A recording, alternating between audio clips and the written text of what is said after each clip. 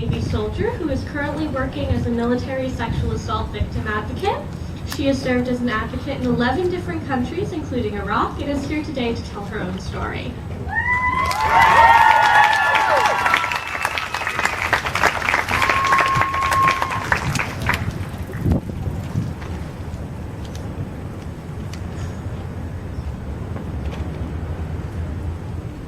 How's it going, guys?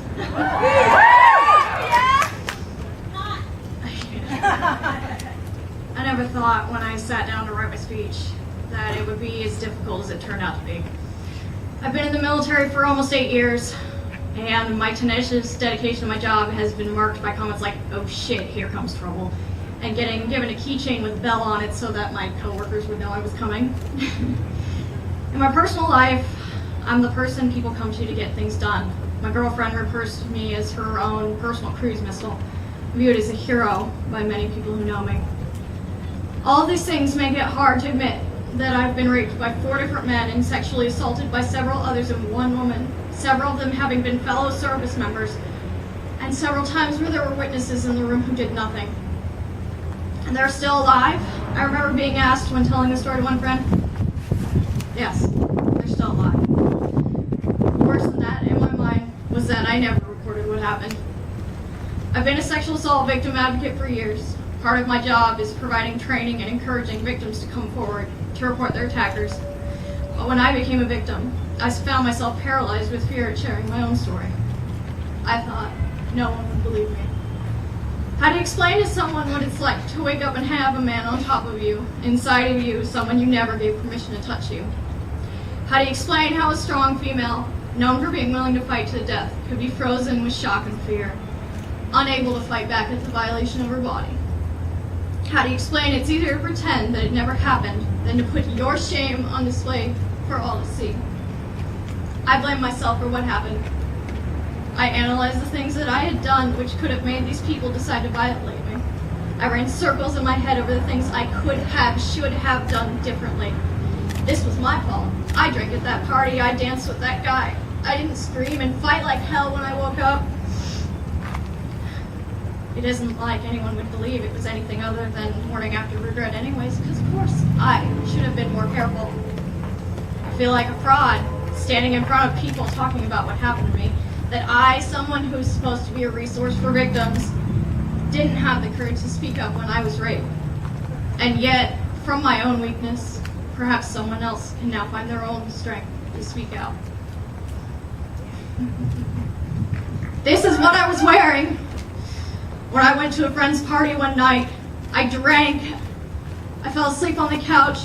This is what I was wearing when a fellow service member crawled on top of me and raped me while I blacked in and out of consciousness.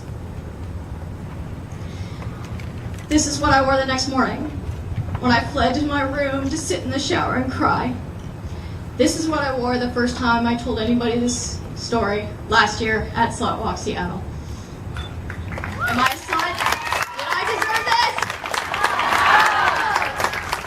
I'm here to represent every person who feels like to be strong. We have to deny that anybody hurt us. I'm here because no one should have to fear what they wear, who they are around, what they drink, or who they voluntarily and enthusiastically have sex with will somehow be used against them if they are ever raped or sexually assaulted. I'm here because there is no shame in being afraid. There's no shame in the nightmares, the panic, the freezing, in doing what they say so they don't hurt or kill you and someone you care about. There's no shame in telling our stories, because the only people who should be ashamed are the rapists who raped us because they chose to do it.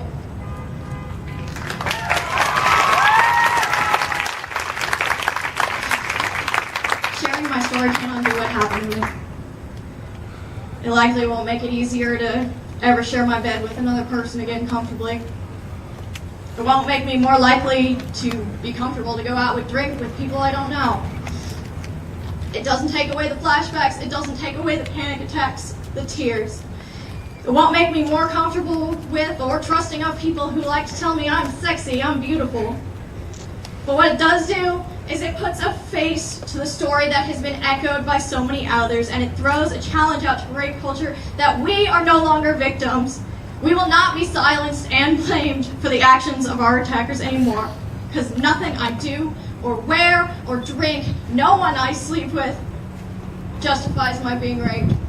I'm going to scream that to my sisters and my friends and everyone equally enjoy the right to go out and not have to be vigilant about not getting raped, because society will finally acknowledge the only reason rape happens is because someone chooses to rape us. Thank you.